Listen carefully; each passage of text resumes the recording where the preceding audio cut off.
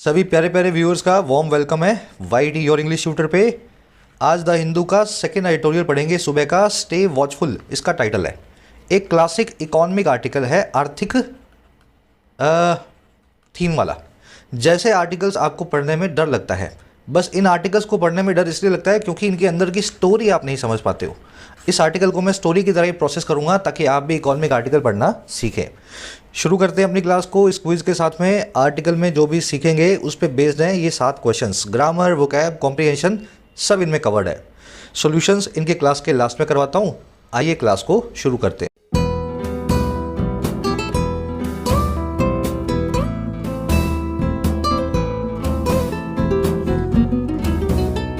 Alright, कह रहे जी stay watchful on October inflation data.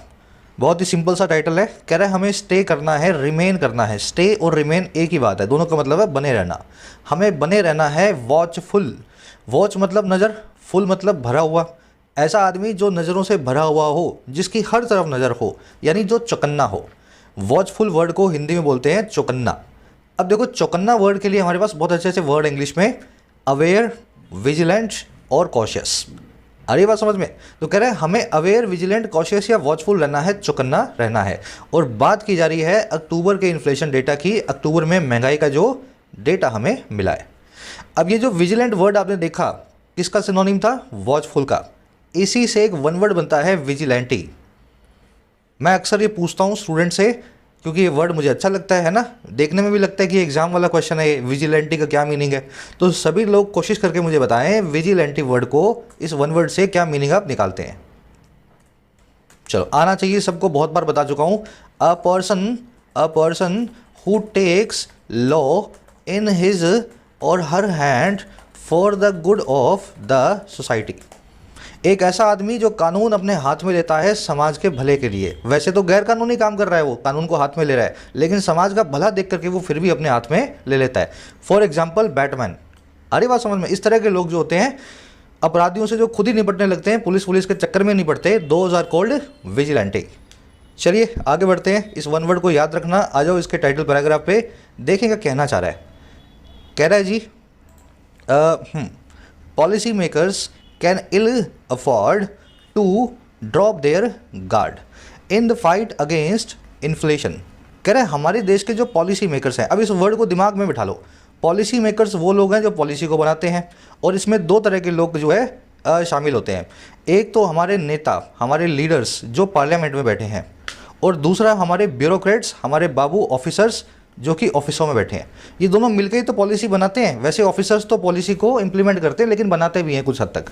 तो कह रहे हैं हमारे बड़े नेता और बाबू जो हैं पॉलिसी मेकर्स, कह रहे हैं वो इल अफोर्ड कर सकते हैं। इल अफोर्ड करना मतलब क्या होता है? देखिए, अफोर्ड करना मतलब किसी चीज़ को सहना। जैसे आपने अफोर्ड कर लिया एक गाड़ी को, तो गाड़ी को आपने सह लिया। गाड़ी को लाने का आप में दम था, पैसा था आपके पास, इसीलिए आप उसको अफोर्ड कर पाए। लेकिन अगर आप किसी चीज़ को इल अफोर्ड कर रहे हैं ना, तो ना आपके पास उस काम को करने का दम है, ना उस काम को करने का पैसा है। तो कह रहा है हमारे जो पॉलिसी मेकर्स हैं ना, वो इल अफोर्ड कर सकते हैं। हो सकता है उनमें दम ही ना हो सकता है ये काम बहुत गलत हो जाए उनसे। और कौन सा काम? ड्रॉप करना अपने गार्ड को। ड्रॉप योर गार्ड का मतलब होता है अनप्रोटेक्टिव हो जाना, केयरलेस हो जाना, अपना गार्ड, अपनी प्रोटेक्शन को छोड़ देना, केयरलेस हो जाना। और ये केयरलेस होंगे इन द फाइट, उस फाइट में जो है इन्फ्लेशन के खिलाफ, यानी कि महंगाई के खिलाफ। तो हमारे पॉलिसी मेकर्स बहुत अच्छा काम कर रहे हैं महंगाई से लड़ने में। लेकिन अभी जैसे ही महंगाई कम हुई और अगर हमारे पॉलिसी मेकर्स ने ड्रॉप कर दिया अपने गार्ड को, ये केयरलेस हो गए, ये खुशियाँ मनाने लगे, तो ये काम इल अफोर्ड करने जैसा हो जाएगा, फिर से महंगाई कहीं बढ़ने ना लगे। आगे बात समझ में? चलो, सेंटेंस का सब्जेक्ट है पॉलिसी मेकर्स, वर्ब है कैन इल अफोर्ड। अफोर्ड का बिल्कुल उल्टा होता है ill afford, to be unable to afford something. Drop your guard का मतलब है टू बी केयरलेस और लेस डिस्क्रीट। गार्ड मतलब प्रोटेक्शन। बॉक्सिंग के मैच में अगर आपने गार्ड अपने हाथों से अपने को प्रोटेक्ट किया हुआ है, आपका गार्ड, आपके हाथ ही आपके गार्ड है ना, अगर आप अपने हाथों को ड्रॉप कर रहे हैं तो सामने वाला आपको कभी भी मुक्का मार सकता है। तो वहीं से इस इडियम को निकाला हमने। ड्रॉप योर गार्ड का मतलब है केयरलेस हो जाना, अपनी प्रोटेक्शन को भूल जाना। चलिए अब आगे बढ़ते हैं। आर्टिकल की सारी वोकैबुलरी मैं आपको दिखा देता हूं ताकि आप इसको स्मूथली पढ़ सकें। उसी के साथ में मॉक टेस्ट के लिए आप सभी को मैं रेफर करता हूं टेस्टबुक.com। आपने रिसेंटली फील किया होगा कि टेक्स्ट बुक का जो पास है, 400 रुपये का पास अब हो चुका है 500 रुपये का। अब जिन लोगों ने पुराने प्राइसेस को मिस कर दिया था, बहुत ही अच्छा मौका है अगले 2 दिनों के लिए। सीधे सीधे आधी कीमत पे आप 1 ईयर पास को अवेल कर सकते हैं। याद रखें 2 दिन का ऑफर है ये। टेक्स्ट बुक के लिंक पे जाओ, कमेंट सेक्शन में रखा है। 400 रुपये का पास आपको दिखाएगा 299 में। इस प्राइस पे ले लेना डिस्काउंट, जाना कूपन कोड लगाना YT10। जैसे इस कोड को अप्लाई करोगे 299 वाला पास भी आपको मिलेगा 270 के अंदर। 49,000 मॉक टेस्ट हैं, 600 एग्जाम कवर्ड हैं, सिंगल पास है, 1 साल की वैलिडिटी है। पैसे को सेव करें। अगर वास्तव में टेक्स्ट बुक पास लेने वाले थे, this is the right time. So much so तक की कहानी हो चुकी है। आज शुरू करेंगे सकर से। सकर का मतलब होता है स्मॉल रिलीफ, एक छोटी सी चैन की सांस, बहुत बड़ी नहीं, बस छोटे से वक्त के लिए, ज़्यादा बड़ी क्वांटिटी की भी ना हो। इसको रिप्रीव, कंसोलेशन और कोल्ड कंफर्ट भी बोलते हैं। कोल्ड कंफर्ट तो अच्छी इडियम है, आप अच्छे से जानते हो इसका मीनिंग। कंफर्ट तो मिला लेकिन कोल्ड मिला। आपको सर्दी के अंदर कंफर्ट तो मिला लेकिन कोल्ड मिला, वो कंफर्ट किसी काम का नहीं है, इसलिए इसको शक्कर बोल सकते हैं। Humanitarian aid by the locals has provided succour to the war refugees. Humanitarian aid जो है, ह्यूमैनिटेरियन मतलब मानवीय, तो ह्यूमैनिटेरियन जो एड है या चंदा है, दान है, ह्यूमैनिटेरियन एड होगी लोकल्स के द्वारा, उसने प्रोवाइड किया है थोड़े से रिलीफ को वॉर रिफ्यूजीज को, ऐसे लोग जो वॉर में रिफ्यूजी बन गए हैं, है ना, जो नाकाफ़ी हो, ऐसे राहत को बोलते हैं शक्कर। अगला वर्ड है इंस्ट्रूमेंटल। ये वर्ड बना है इंस्ट्रूमेंट से। इंस्ट्रूमेंट जो होता है ना, वो हेल्पफुल होता है किसी काम को करने में। मैंने आपको एग्जांपल दिया हुआ, जैसे वेइंग मशीन है, वो एक इंस्ट्रूमेंट है वेट को नापने में, वेट को तोलने में, है ना। जैसे थर्मामीटर एक इंस्ट्रूमेंट है आपके टेम्परेचर को मेजर करने में। अगर इंस्ट्रूमेंट किसी चीज़ को काम करने को हेल्प करता है, आपकी हेल्पफुल होता है, इंस्ट्रूमेंटल नाम के एडजेक्टिव का मतलब है हेल्पफुल या supportive in fulfilling a purpose. Instrument यानी उपकरण से ही इंस्ट्रूमेंटल हमने बनाया है। जो भी चीज़ इंस्ट्रूमेंटल होगी किसी काम को करने में, वो उसमें हेल्पफुल या सपोर्टिव होगी। Bhagat Singh had an instrumental role in India's freedom struggle. Bhagat Singh ji का एक इंस्ट्रूमेंटल रोल था, एक बहुत ही हेल्पफुल जो है भूमिका थी भारत की स्वतंत्रता की स्ट्रगल में, लड़ाई में। अब इंस्ट्रूमेंटल को कंड्यूसिव, पिवटल, असिस्टिंग भी बोलते हैं। कल आपने कंड्यूसिव वर्ड देखा था शायद, आज इंस्ट्रूमेंटल वर्ड आर्टिकल में आ गया। तो बदल बदल के इनके सिनोनिम आते रहेंगे, ये वर्ड्स एक ही मीनिंग रखते हैं। ये अब इम्परेटिव वर्ड अगला बहुत बार हो चुका है। इम्परेटिव का मतलब होता है एक असेंशियल और अर्जेंट ड्यूटी, एक ऐसी चीज़ जो बहुत ज़रूरी हो, इम्परेटिव होगी। एग्ज़ाम से पहले पढ़ाई करना इम्परेटिव होता है ना, इस तरीके से इसको याद रखें।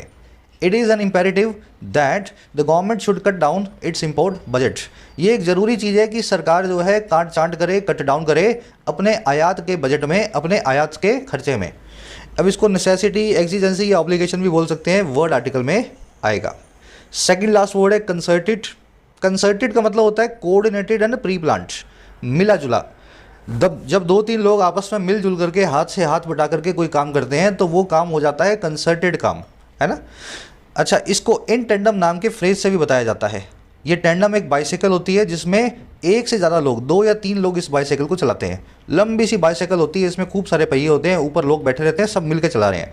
तो वो भी कंसर्टेड एफर्ट से चलाते हैं। जब सब लोग पहिए चलाएंगे तभी साइकिल आगे बढ़ेगी। तो टेंडम जो वो बाइसाइकिल है, वहीं से इन टेंडम नाम का फ्रेज हमने बनाया। कुछ लोग सोच रहे होंगे सर ये इतनी सारी इन्फॉर्मेशन आप दे रहे हो, तो यार ये इन्फॉर्मेशन जो है ना, एक दिन में नहीं दे रहा हूँ मैं आपको, ये पिछले कई महीनों में जो चीज़ें सिखाई है उन्हीं को रिवाइज़ करवा रहा हूँ। अगर लगे बहुत सारी इन्फॉर्मेशन है तो 10 दिन क्लास को रेगुलर अटेंड करो, ये सब चीज़ें रिपीट होंगी, है ना। चलिए, कंसर्टेड वर्ड कोऑर्डिनेटेड का सिनोनिम है, इसको आर्टिकल में देखेंगे। The centre and state governments have started a concerted campaign. केंद्र और राज्य सरकारों ने एक मिला जुला कोऑर्डिनेटेड कैंपेन शुरू कर दिया है। और क्यों? To encourage people to get vaccinated, लोगों को एनकरेज करने के लिए कि वो वैक्सीनेटेड हों, वो अपनी वैक्सीन लगवाएं। वर्ड आर्टिकल में आएगा। लास्ट वर्ड है रन अवे। अच्छे से बताया हुआ आपको, रन प्लस में अवे से वर्ड बना है। जो रन कर गया है, अवे जो दूर भाग गया है आपसे, ऐसी चीज़ जो आपसे दूर भाग गई है वो आउट ऑफ कंट्रोल है। रन कर गई है अवे, अब आपके हाथ में नहीं आ रही। A group of run away bulls ruined the crops in the area. एक ग्रुप ने जो था आउट ऑफ कंट्रोल सांडों का, बुल्स का, उन्होंने रूइन कर दिया, खराब कर दिया सारी क्रॉप्स को इस एरिया के अंदर। रन अवे को फ्यूजिटिव भी बोलते हैं, भगोड़ा भी बोलते हैं। फ्यूजिटिव मतलब भगोड़ा। तो ये वर्ड आर्टिकल में देखेंगे, रन अवे। चलिए, 5-6 वर्ड्स है, डिटेल में आपको करवा दिए। अब जब ये आर्टिकल में आए तो इनकी आपको रिवीजन मिल जाएगा। अब एक समरी आपको देंगे जल्दी से, किस बारे में आर्टिकल लिखा हुआ है पता लगे। समरी बस बहुत छोटी सी है। अभी तक इन्फ्लेशन था वो ऊपर की तरफ बढ़ता जा रहा था। अब अचानक से अक्टूबर के डेटा में पता लगा कि इन्फ्लेशन ऊपर से नीचे की तरफ आ रहा है, और इस डेटा को देख करके सबको हो रही है खुशी। हमारे आर्टिकल के ऑथर को भी बहुत खुशी है, वो कह रहे हैं कि वी वेलकम दिस डेटा। लेकिन बस एक चीज़ याद रखना, इस डेटा में कुछ ऐसी चीज़ें देख करके हमें पता लग रहा है कि ये जो गिरावट है ये परमानेंट नहीं है, और अगर ये परमानेंट करनी है तो उसके लिए इन्फ्लेशन के खिलाफ आरबीआई को और दूसरे हमारे जो ऑफिसर्स हैं उनको अपनी लड़ाई को जारी रखना होगा। ऐसा ना हो अक्टूबर के डेटा को देख करके वो सोचने लगे कि इन्फ्लेशन पे काबू पा लिया गया है, ऐसा केस बिल्कुल भी नहीं है। तो ड्रॉप योर गार्ड मत करना, अपनी जंग को जारी रखना, इन्फ्लेशन को अंडर 5% पे आपको लेके आना है। अब बस आज इसकी यही समरी है, सजेस्टिंग टोन में लिखा हुआ आर्टिकल है, सजेस्ट कर रहा है इन सभी लोगों को क्या करना है। चलिए अब शुरू करते हैं आर्टिकल को, आ जाओ। हाँ जी, कह रहे जी अक्टूबर्स, अब देखो स्टोरी है इसमें, बिल्कुल कहानी की तरह प्रोसेस करना। कह रहे October's inflation data point to a welcome softening in price gains that should offer some succour to monetary policy authorities. कह रहे जी अक्टूबर का जो इन्फ्लेशन का डेटा आया है, इन्फ्लेशन यानी कि महंगाई, कह रहे ये डेटा पॉइंट टू करता है, इशारा करता है। डेटा प्लूरल होता है, डेटम सिंगुलर होता है, डेटा इसलिए वर्ब भी प्लूरल है, पॉइंट, याद है ना ये कॉन्सेप्ट। तो अक्टूबर का महंगाई का डेटा इशारा करता है एक वेलकम सॉफ्टनिंग की तरफ, एक बहुत ही अच्छी, एक बहुत ही वेलकम करने लायक गिरावट की तरफ। सॉफ्टनिंग का मतलब है गिरावट, इस वर्ड को भी ब्रेक करेंगे। और ये गिरावट किस में आई है जी? ये गिरावट आई है प्राइस गेन में। देखो इन्फ्लेशन और प्राइस गेन एक ही बात है, इन्फ्लेशन का मतलब है महंगाई, प्राइस गेन का मतलब है महंगाई। तो ये अक्टूबर का इन्फ्लेशन डेटा पॉइंट करता है एक बहुत ही वेलकम करने लायक गिरावट में, महंगाई के अंदर, इन्फ्लेशन के अंदर। अब ये कौन सी जो है प्राइस गेन्स में सॉफ्टनिंग है? कह रहा है ये वो सॉफ्टनिंग है जिसको ऑफर करना चाहिए, देना चाहिए थोड़े चैन की सांस को, सम सकर को। सकर याद है ना, थोड़ी सी चैन की सांस। और ये किन के लिए? मॉनेटरी पॉलिसी अथॉरिटीज़ के लिए, आरबीआई की उस संस्था के लिए जो मॉनेटरी पॉलिसी को डिज़ाइन करती है। कह रहा है अब ये कौन लोग हैं भाई? मॉनेटरी पॉलिसी अथॉरिटीज़, कोमा लगा के बता रहा है, who have been battling to rein in runaway inflation since the beginning of this year. कह रहा है ये वही अथॉरिटीज़ हैं जो बैटल करते आ रहे हैं। हैव बिन प्लस में वर्ब की आईएनजी फॉर्म, समझ में आया? प्रेजेंट परफेक्ट कंटिन्यूअस, जो लड़ते आ रहे हैं, बैटल करते आ रहे हैं। और क्यों? रेन इन करने के लिए, काबू पाने के लिए, कंट्रोल करने के लिए, हाथ से निकले हुए, run away, out of control inflation को। और ये कब से कर रहे हैं? इस साल की शुरुआत से, since the beginning of this year. बिल्कुल ब्रेक करके पूरा सेंटेंस मैंने आपको पढ़ाया है ना। एक बार इसको रिपीट कर रहा हूँ, फिर इसकी स्ट्रक्चर को देखना। अक्टूबर का डेटा इशारा करता है एक स्वागत करने लायक गिरावट की तरफ, जो गिरावट आई है महंगाई में। और ये वही गिरावट है, सॉफ्टनिंग है, जिसको ऑफर करना चाहिए कुछ सकर को, कुछ रिलीफ को। ये दैट आया है गिरावट के लिए, ना कि प्राइस गेन्स के लिए, ठीक है। अच्छा, क्यों रिलीफ किनको देना चाहिए? ये उनको मिलेगा जो है मॉनेटरी पॉलिसी की अथॉरिटीज़ को, आरबीआई की मॉनेटरी पॉलिसी डिज़ाइन करने वाली कमेटी को। कह रहा है ये वही कमेटी के लोग हैं जो बैटल करते आ रहे हैं, लड़ते आ रहे हैं कंट्रोल करने के लिए इन्फ्लेशन को, और वो इन्फ्लेशन जो है run away, out of control. और ये सब काम करते आ रहे हैं वो बिगनिंग ऑफ दिस ईयर से, इसी साल की शुरुआत से। डेटा की वर्ब है पॉइंट टू, पॉइंट के बाद में हमेशा टू लगेगा जिसकी तरफ आप इशारा कर रहे हैं। दैट की वर्ब है शुड ऑफर, दैट को आप लगाएंगे सॉफ्टनिंग के लिए। वैसे प्राइस गेन्स के लिए भी लगा सकते हो, मीनिंग में कुछ फर्क ज़्यादा नहीं आ रहा, लेकिन सॉफ्टनिंग जो है ना वो ज़्यादा इसके लिए सूटेबल बैठ रहा है।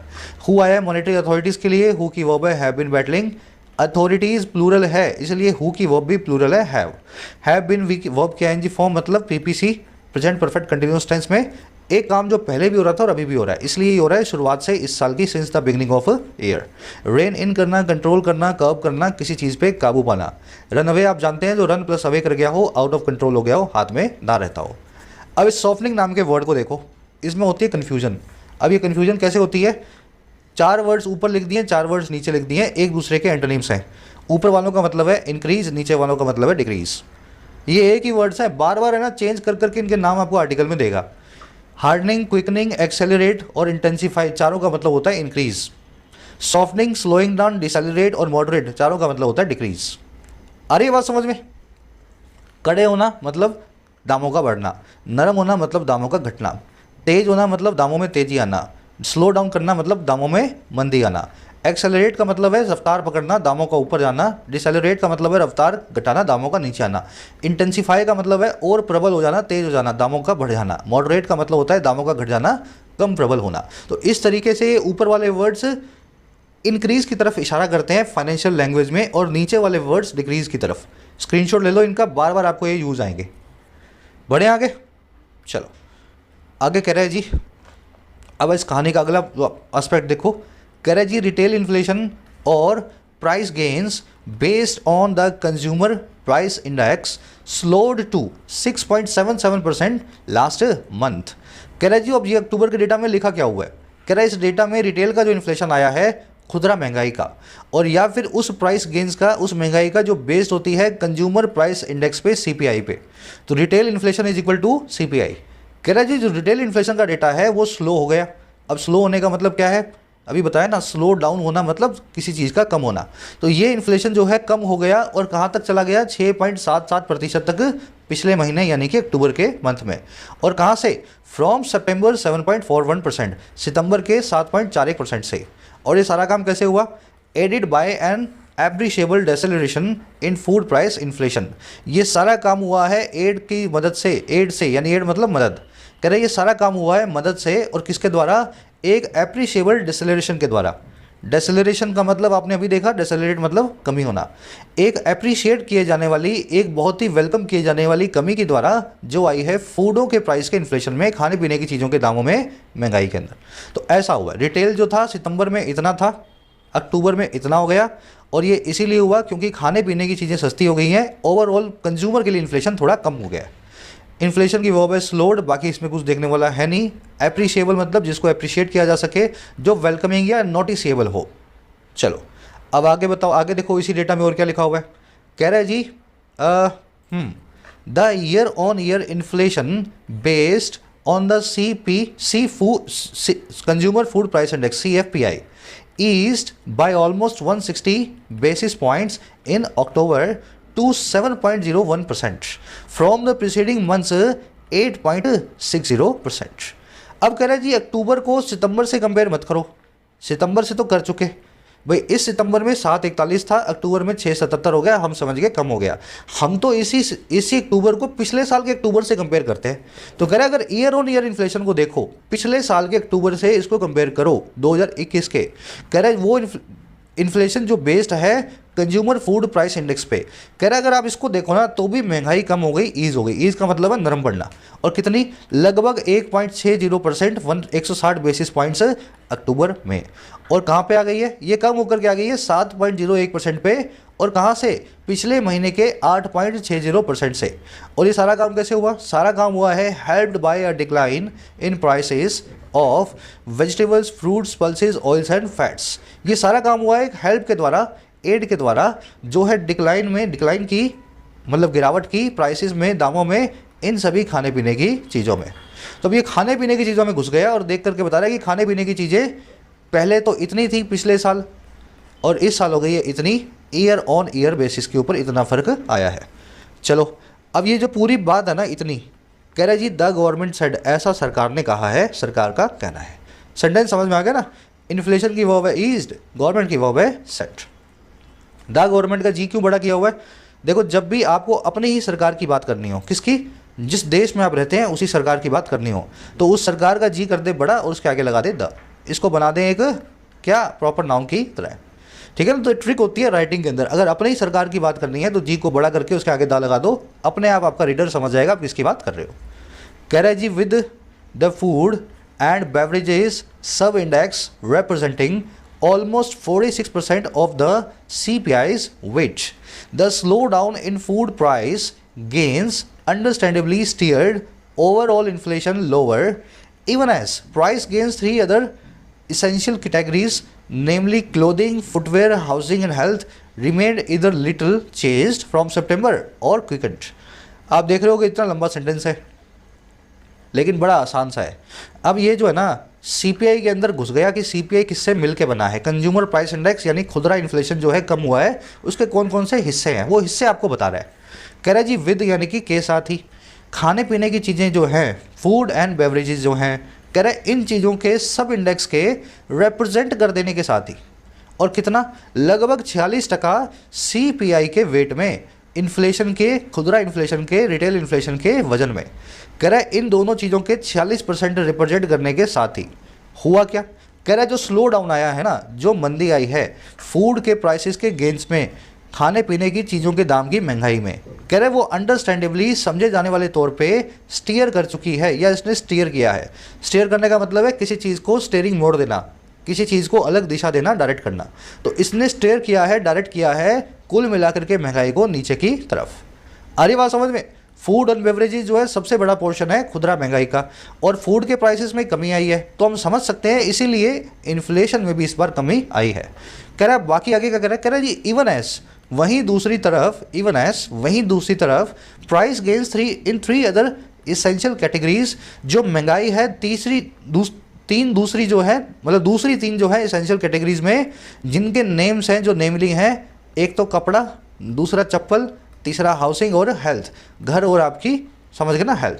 कह रहा है इसमें ये प्राइस गेन बने रहे रिमेंड, या तो इधर लिटिल चेंज ना के बराबर ही बदले हुए फ्रॉम सितंबर, और या फिर ये क्विक हो गए, थोड़े से ऊंचे आ गए।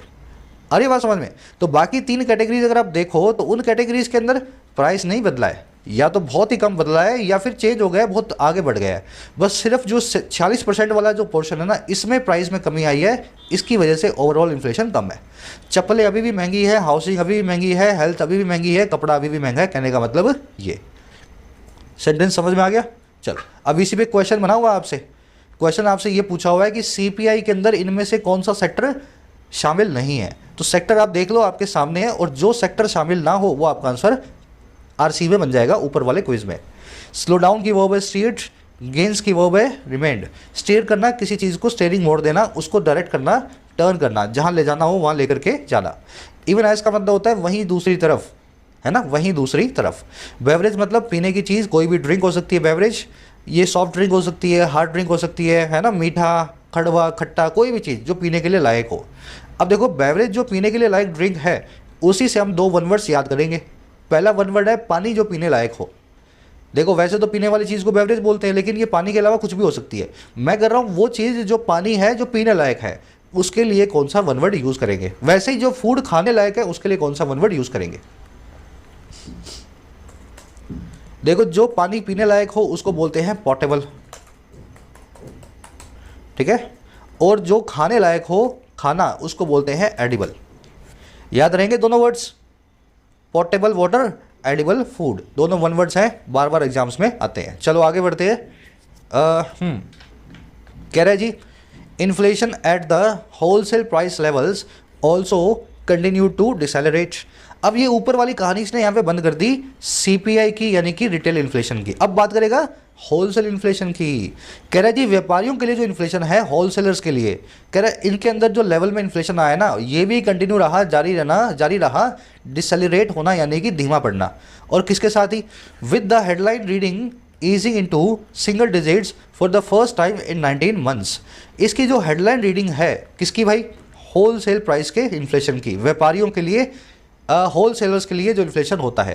कह रहा है इसकी जो मेन रीडिंग है इस इंडेक्स की, उसके ईज इनटू कर जाने के साथ ही, उसके नरम हो जाने के साथ ही, और किसमें? सिंगल डिजिट्स में, यानी कि अंडर 10% में। और कब? पहली दफ़ा पिछले 19 महीनों में। तो 10 से ज़्यादा ही रहता था व्यापारियों के लिए इन्फ्लेशन, लेकिन अब 10 से भी कम हो गया। पहली बार 9, समझ गए ना, अंडर 10 है, सिंगल डिजिट मतलब अंडर 10, तो पहली बार 10 से नीचे आया है पिछले 19 महीनों के अंदर। इन्फ्लेशन की वर्ब है कंटिन्यूड, और इसमें कुछ देखने वाला है नहीं। डिसेलरेट मतलब किसी चीज़ का धीमा पड़ना। कह रहे जी a favourable base effect along with a distinct cooling in international prices of commodities including crude oil and steel amid gathering uncertainty in advance economies was largely instrumental in tempering wholesale price gains. अब बता रहे wholesale में ऐसा हुआ क्यों। कह रहे जी अ फेवरेबल बेस इफेक्ट, एक बहुत ही फेवर में आने वाला बेस इफेक्ट। बेस इफेक्ट क्या होता है अभी आगे आपको बताएंगे। कह रहे जो ये चीज़ है ना, और किसके साथ में? अलॉन्ग विद, साथ ही साथ में एक बहुत ही अलग कूलिंग के, एक बहुत ही नोटिसेबल ठंडाई के। कूलिंग मतलब चीज़ों का ठंडा होना, प्राइस का कम होना। और ये कूलिंग किस में आई है? अंतर्राष्ट्रीय दामों में आई है, कमोडिटीज़ के। और जिस कमोडिटी में क्या क्या शामिल है? जिसमें शामिल है कच्चा तेल यानी कि क्रूड ऑयल और स्टील। और ये कैसे आई है? ये चलते आई है अमिड, इस चीज़ के बीच में आई है, और वो चीज़ है गैदर होती हुई अनसर्टेनिटी, इकट्ठी होती हुई अनिश्चितता। और अनसर्टेनिटी कहाँ पे? एडवांस्ड इकोनॉमी में, वेस्टर्न कंट्रीज़ में। कह रहे जो फेवरेबल बेस इफेक्ट है ना, इस डिस्टिंक्ट कूलिंग के साथ में, इस नोटिसेबल नरमाई के साथ में, इंटरनेशनल प्राइसेस में। कह रहे ये जो थी ना बेस इफेक्ट, ये लार्जली इंस्ट्रूमेंटल था, मोटे तौर पे हेल्पफुल था। और किस काम को करने भाई? टेम्पर करने में, मॉडरेट करने में, ठंडा करने में, कूल करने में होलसेल के प्राइस गेंस को, व्यापारियों के लिए इन्फ्लेशन की दर को। आ गई बात समझ में? चलो सेंटेंस बहुत सिंपल है। अब ये बेस इफेक्ट आप देख लो क्या होता है। देखो अगर आपको दो चीज़ों को कंपेयर करना है परसेंटेज टर्म्स में, आपकी सैलरी है 100 रुपये, अगले साल होगी 120 रुपये, तो आप कैसे निकालोगे? आप 120 को ऊपर रखोगे, 100 को नीचे रखोगे और परसेंटेज निकाल के 20% गेन दिखा दोगे। ऐसा ही करोगे ना? तो ये जो 100 है ना, ये बन गया आपका बेस, जिससे चीज़ें कंपेयर की जाती हैं, जो डिनोमिनेटर में रखा जाता है उसको बोलते हैं बेस। मान लीजिए पिछले साल महंगाई बहुत ज़्यादा थी, पिछले साल महंगाई थी 20%, क्योंकि पिछले साल क्या था? कोरोना चल रहा था और भी उल्टी सीधे काम हो रहे थे, और इस साल महंगाई हो गई 8%। तो बेस इफेक्ट जो है ना वो बहुत हमें फेवरेबल रहा है होलसेल इन्फ्लेशन के लिए। आई बात समझ में? पुराना जो बेस हम उठा रहे हैं ना उसमें इन्फ्लेशन वास्तव में बहुत ज़्यादा था, तो कह रहे हैं यही फेवरेबल बेस इफेक्ट जो है ना, ये चीज़ जो है सबसे ज़्यादा इंस्ट्रूमेंटल रही है। ऑलरेडी महंगाई पहले बहुत चल रही थी, इसलिए अब थोड़ी सी भी कमी आई तो बहुत परसेंटेज टर्म्स में हमें बड़ा बड़ा दिख रहा है कि महंगाई में काफ़ी कमी आ गई। चलो अब यहाँ पे ग्रामर का कॉन्सेप्ट है, जल्दी से उसको देखेंगे। कॉन्सेप्ट ये है कि फेवरेबल बेस इफेक्ट और डिस्टिंक्ट कूलिंग, इन दोनों को जब साथ में रखा गया तब ये चीज़ें इंस्ट्रूमेंटल हुई, लेकिन वर्ब को फिर भी वॉज ही क्यों लगाया गया? यहाँ पे वर्ब तो वर आनी चाहिए भाई। ये बेस इफेक्ट है साथ में अलोंग विद एक कूलिंग के, ये दोनों चीज़ें मिलकर के इंस्ट्रूमेंटल रही तो वर आना चाहिए ना, फिर भी वॉज क्यों लगाया गया? चलो समझा देते हैं आपको जल्दी से। इस कॉन्सेप्ट को बोलते हैं डमी प्रेपोजिशंस। ये एक ऐसी प्रेपोजिशंस अपने पास इंग्लिश में कई सारी जो कि आपको छलती हैं, आपको ना डिसीव करती हैं कंजंक्शन बन करके। मैं उनके नाम लिख रहा हूँ पहले। Along with, with, in addition to, besides, as well as, apart from. इनकी खासियत क्या है? ये देखने में लग रही है आपको कंजंक्शन, लेकिन ये काम करती हैं प्रेपोजिशन जैसा। इनके बाद में जो ऑब्जेक्ट आता है वो सब्जेक्ट का पार्ट नहीं होता है। जैसे मैं ये लिखना चाहूँ मोहन के साथ में मैं अगले महीने गोवा जा रहा हूँ, या मोहन के साथ में मैंने भी एग्ज़ाम को पास कर लिया, तो मैं बोलूँगा आई अलोंग विद मोहन हैज़ या हैव पास्ड द एग्ज़ाम। दिमाग में सवाल आएगा सर मोहन ने भी पास किया है, मैंने भी पास किया है, दोनों ने साथ में पास किया है, तो जब दोनों ने साथ में पास किया है तो हैव पास लिख देता हूँ, दो लोग हो गए ना। लेकिन कॉन्सेप्ट ये कहता है कि अलोंग विद तो एक प्रेपोजिशन है। अब ये जो मोहन आप देख रहे हो ना, ये मोहन इस प्रेपोजिशन का ऑब्जेक्ट है, सब्जेक्ट का पार्ट नहीं बन सकता, इसलिए सब्जेक्ट बच जाएगा सिर्फ आई। अब आई के हिसाब से जो वर्ब आएगी वो लगाना है, और आई के हिसाब से हैज़ लगाना है ना।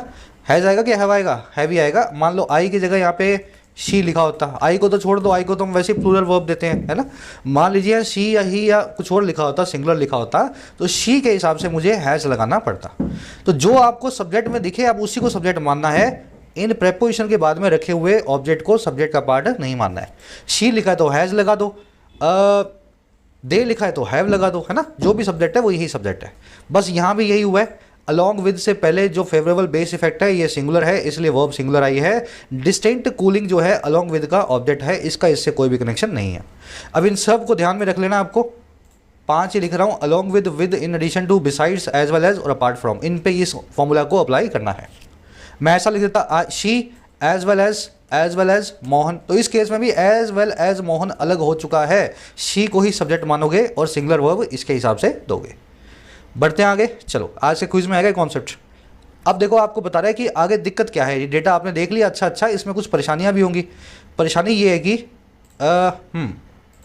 कह रहे जी still a closer look at sequential trends in retail inflation especially in food items flag the imperative for policy makers to remain watchful.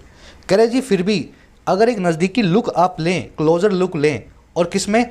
उन ट्रेंड्स में, उन रुझानों में जो सीक्वेंशियल हैं, जो सीक्वेंस में आए हैं, जो एक के बाद एक आए हैं, और कहाँ पे? रिटेल इन्फ्लेशन में, खुदरा महंगाई में।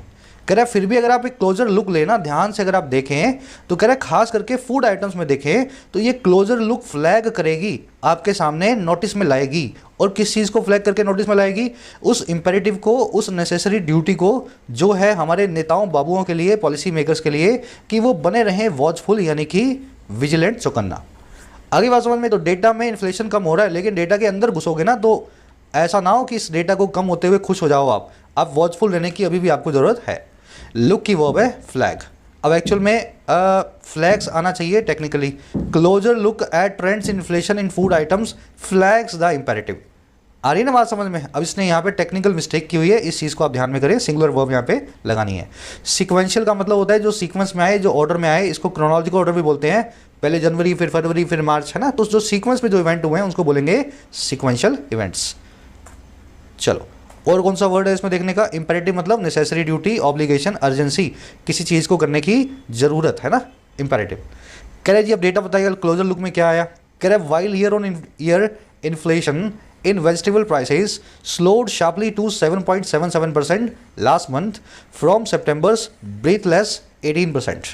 The month-on-month gains accelerated to a 4-month high of 4.1%.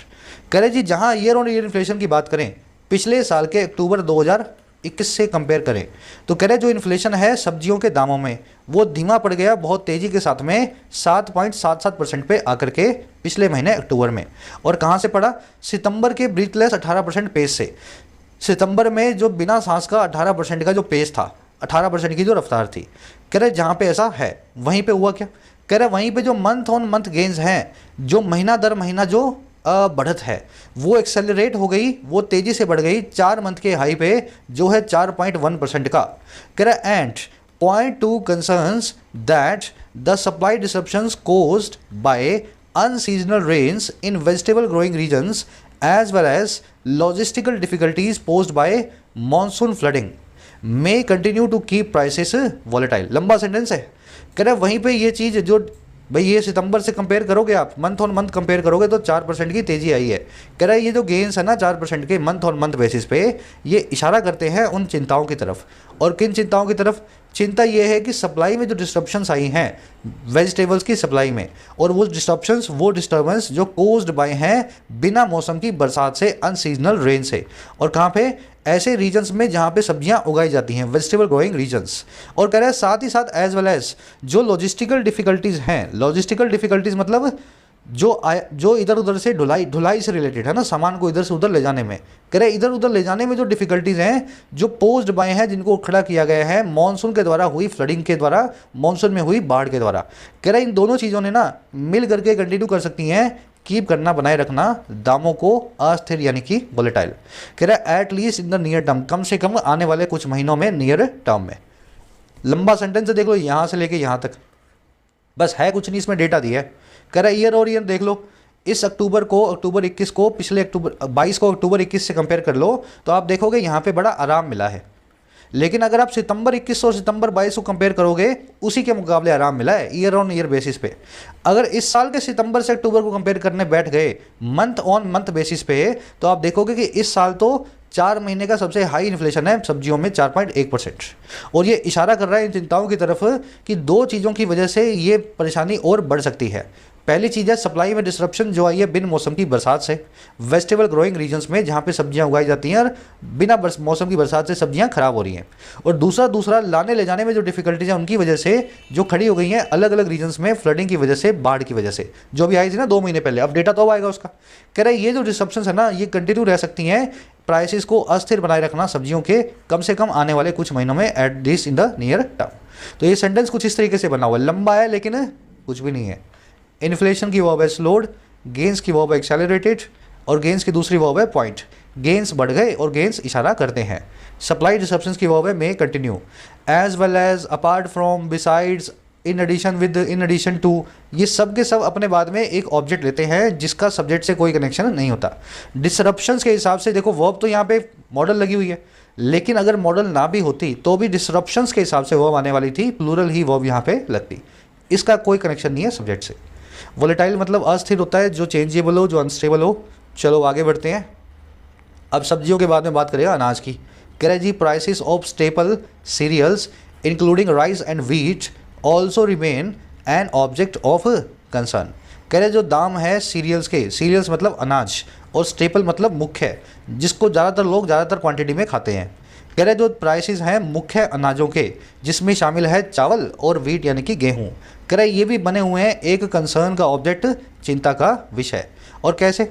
Not with standing the government's concerted efforts to cool volatility using export control measures. कह रहा है ये एक ऑब्जेक्ट बना हुआ कंसर्न का बावजूद, नॉट विद स्टैंडिंग, और किसके बावजूद? सरकार के उन मिले जुले एफर्ट्स के बावजूद जो है कूल करने के, ठंडा करने के अस्थिरता को, वोलेटिलिटी को दामों में, और कैसे? यूज़ करते हुए एक्सपोर्ट कंट्रोल के मेजर्स को, बार बार एक्सपोर्ट पे बैन लगा करके, ऐसे मेजर्स उठा करके। तो सरकार ने खूब बैन लगाया चावल के एक्सपोर्ट पे, गेहूं के एक्सपोर्ट पे, लेकिन मिले जुले कंसल्टेड एफर्ट्स के बावजूद भी चावल गेहूं में आपको फिर भी और महंगाई देखने को इंडिया में मिल सकती है। प्राइसेस की वर्ब है रिमेन। स्टेपल मतलब मुख्य है, सीरियल मतलब फूड ग्रेन्स यानी कि अनाज, नॉट विद स्टैंडिंग मतलब बावजूद, इसको डिस्पाइट या इंस्पाइट ऑफ भी बोलते हैं। इंस्पाइट के बाद में ऑफ हमेशा आएगा, डिस्पाइट के बाद में ऑफ नहीं आता, तीनों का मतलब है बावजूद। कंसर्टेड मतलब सिंक्रोनाइज्ड, मिला जुला, कोलैबोरेटेड, याद है ना, सबके साथ सबका विकास, कंसर्टेड एफर्ट्स। वोलेटिलिटी मतलब अस्थिरता यानी कि अनस्टेबिलिटी। चलो अब लास्ट में इस पूरी पजल का एक पीस और ऐड करेगा, अनाज के अंदर और क्या हो सकता है। आगे कह रहे जी, while inflation in the largest weight in the food basket ticked up to 12.1% in October from previous months 11.5%। कह रहे जहाँ जो इन्फ्लेशन है सबसे भारी चीज़ में, लार्जेस्ट वेट में, और किसके अंदर? फूड बास्केट के अंदर। फूड से बनने वाला जो पूरा इंडेक्स है, जो बास्केट है, उसमें सबसे भारी जो वेट वाली चीज़ है यानी कि अनाज। कह रहे अनाज में जो इन्फ्लेशन है वो टिक अप कर गया, ऊपर की तरफ टिक कर गया, बढ़ गया 12.1% पे अक्टूबर के महीने में। और कहाँ से बढ़ा? 11.5% था जो प्रीवियस मंथ में, सितंबर में। कह रहे जहाँ पे ऐसा हुआ है वहीं पे हुआ क्या? कह रहे जी, sequentially price gains came in at 1%, moderating in pace from September. कह रहे वहीं आगे जाके सीक्वेंशली जो प्राइस में गेन्स है, जो महंगाई है, वो केम इन हुई, वो आई 1% पे, मॉडरेट होते हुई पेस में सितंबर से। आ रही बात समझ में? अब इसकी ज़्यादा अंदर मत घुसो कि 12.5 है, 11.5 है, 1%, 2%, क्या कह रहा है जी? 11.5 से 12.5 हो गई है महंगाई खाने पीने की चीज़ों के अंदर, लेकिन इसके बावजूद जो दाम बढ़े हैं बाजार के अंदर वो आए हैं 1% ही बढ़ते हुए। ये कम होते हुए हैं, मॉडरेट होते हुए हैं उस रफ्तार में जो सितंबर में थी। तो सितंबर से कम दाम बढ़ रहे हैं, हालांकि महंगाई ज़्यादा बढ़ रही है फिर भी। ठीक है, चलो इन्फ्लेशन की वर्ब है टिक्ड अप, प्राइस गेन्स की वर्ब है केम। यहाँ पे बात की गई है अनाज की, है ना। कह रहा है जी, reports of paddy crops being submerged or affected by heavy rains in different parts of the country, coupled with the shortages of wheat and flour that have pushed up their prices, all signal more volatility ahead in cereal prices। कह रहे कुछ reports आ रही हैं जो है paddy की crops के डूब जाने की, सबमर्ज हो जाने की। पैडी क्या होता है? चावल। अब इसको राइस क्यों नहीं लिखा हुआ? जब चावल के ऊपर का छिलका लगा हुआ होता है, जब वो खेत में लगा हुआ होता है, उसको बोलते हैं पैडी यानी कि धान, है ना। कुछ भी बोल दो, हिंदी में धान ही बोलते हैं शायद। कह रहे जो रिपोर्ट्स है बिना छिले चावल की, पैडी की, उसकी फसल के सबमर्ज होने की, पानी में डूब जाने की, और या फिर प्रभावित होने की हैवी रेंज की वजह से, बहुत तेज़ बरसात की वजह से, अलग अलग हिस्सों में देश के, कंट्री के। कह रहा है ये रिपोर्ट किसके साथ में? कह रहा है ये रिपोर्टें जो हैं जुड़ी हुई हैं, कपल्ड विद हैं शॉर्टेज के साथ में, कमी के साथ में, गेहूं और आटे की। कह रहा है जिन कमियों ने पुशअप कर दिया है, बढ़ा दिया है इनके प्राइसेस को। कह रहा है ये रिपोर्ट जो है ना सब मिल करके सिग्नल करती हैं, और क्या करती हैं? और ज़्यादा दामों में वोलेटिलिटी, अनस्टेबिलिटी, अस्थिरता। और कहाँ पे? सीरियल्स के प्राइसेस में, अनाज के प्राइसेस में। आगे ना बात समझ में? तो ऐसा हुआ है। रिपोर्ट्स की वर्ब है सिग्नल, दैट की वर्ब है पुश्ड अप। दैट का आया है फ्लोर और वीट के लिए, वीट और फ्लोर का मतलब है गेहूं और आटा। सबमर्ज का मतलब होता है डूबे हुए होना, पानी के अंदर ड्राउन कर जाना। फसलें जब डूब जाती हैं पानी में तो सबमर्ज हो जाती हैं, ऐसी फसलें। चलो अब लास्ट में क्या हुआ? लास्ट में ये हुआ है जी, with S&P's Global's latest business outlook survey pointing to an intensification of wage pressures and producer pass through of cost. कह रहे जी इस चीज़ के साथ में अमेरिका की जो S&P ग्लोबल जो है कंपनी, इसके लेटेस्ट बिजनेस आउटलुक सर्वे के साथ में, और इस सर्वे के पॉइंट टू करने के साथ में, इशारा करने के साथ में, और किसकी तरफ? एक बढ़त की तरफ, इंटेंसिफिकेशन की तरफ, वेज के प्रेशर में।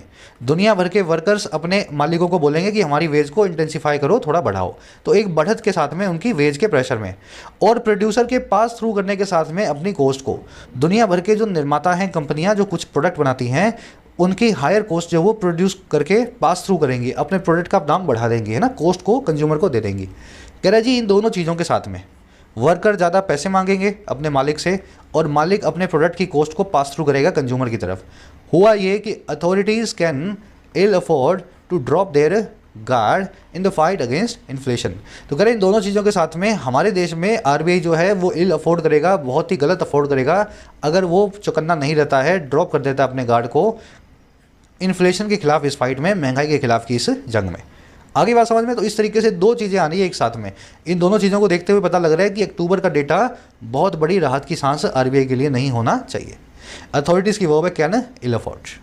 चलो यही रैपअप करेंगे सेशन को। चीज़ें बहुत मुश्किल हैं अगर दिमाग पे लोगे, दिल पे लोगे और रोज़ नहीं पढ़ोगे तो। अब जिसने पढ़ा है उसको पता लग रहा है कुछ भी नहीं है इसमें, डेटा दिया हुआ है। पहले रिटेल इन्फ्लेशन का दिया, फिर होलसेल इन्फ्लेशन का दिया, फिर सब्जियों का दिया, लास्ट में आपको अनाज का दिया और फिर आपको ये बताया कि क्यों आरबीआई को चौकन्ना रहना है, आने वाले टाइम में कौन कौन सी चीज़ें खराब हो सकती हैं। अब इसी क्विज को अपने को सॉल्व करना है जल्दी से। पहले मैं आपसे पूछा है कि सीपीआई कंज्यूमर प्राइस इन्फ्लेशन का कौन सा ये वाला सेक्टर जो है हिस्सा नहीं है। आप मेरे ख्याल से खुद ही समझदार हो, इस क्वेश्चन को खुद से कर लोगे। कमेंट्स में आंसर डाल रहा हूँ, पहले खुद से ट्राई दो, है ना। कौन सा हिस्सा, कौन सा सेक्टर इसका हिस्सा नहीं है। दूसरा आपसे पूछा है इनमें से कौन सा एक फैक्टर नहीं है और किसमें पोटेंशियल इंक्रीज में, संभावित महंगाई में सीरियल्स के दामों की, अनाज के जो है प्राइसेस की। तो इनमें से कौन सी ऐसी चीज़ है जो कि अनाज के दामों को नहीं बढ़ाएगी इस आर्टिकल के हिसाब से। क्रॉप फेलियर नहीं बढ़ाएगा हैवी रेन्स की वजह से, शॉर्टेज ऑफ व्हीट और फ्लोर नहीं बढ़ाएगा, या एक्सपोर्ट पे बैन नहीं बढ़ाएगा। या आपको लगता है सभी के सभी बढ़ाते हैं तो all of above the primary factors. तो नहीं वाला आपको ढूंढना है, नॉट वाले की बात यहाँ पे की जा रही है। कोशिश करो, लास्ट में करवा दूंगा मैं, आंसर तो मैंने डाल दिया है फर्स्ट कमेंट में। थर्ड में आपसे पूछा है खाने के लिए जो चीज़ फिट हो, फिट टू ईट हो, उसके लिए कौन सा वन वर्ड होगा। यहाँ पे सबको आता होगा ऑलरेडी। चौथे में सिनोनिम पूछा है पिवटल वर्ड का, तो ये वर्ड अच्छे से आपको करवाया है, इसका सिनोनिम आप यहाँ से निकालेंगे। 5वें 6वें में आपको 2 एरर्स मिलेंगी। पहली एरर्स मिलेगी एज वेल एज की वजह से, और दूसरा जो कॉन्सेप्ट है वो आज मैंने करवाया नहीं है, बस मैंने डाल दिया है। इसके आसपास आपको दूसरा कॉन्सेप्ट मिलेगा, तो पुराने कॉन्सेप्ट भी तो आने चाहिए ना आपको। तो इन दोनों कॉन्सेप्ट की एरर इसके अंदर पड़ी हुई है, इनको आपको सही करना है। 7वें में एक ईडियम दी है आपको कोल्ड कम्फर्ट, इसका मीनिंग बताना है। सिनोनिम आते हो 1 2 जितने भी करके बताओ। सब लोग कोशिश करेंगे मन से। 7 में से मैं कम से कम सबके 5 मार्क्स एक्सपेक्ट कर रहा हूँ आज के क्विज में। आउट ऑफ 5, आउट ऑफ 7 कितने मार्क्स मिले कमेंट्स पे डाल के बताना। मुलाकात होगी कल। कोर्सेज अवेलेबल है ऐप पे, पढ़ाई करते हो और अगर आपको ज़रूरत है, मेहनत की हेल्प की ज़रूरत है तो कोर्सेज का फ़ायदा ले सकते हो, है ना। ऐप को डाउनलोड करो, कमेंट सेक्शन में लिंक रखा हुआ है, फर्स्ट कमेंट में ऐप का लिंक आपको मिल जाएगा। Until then signing out.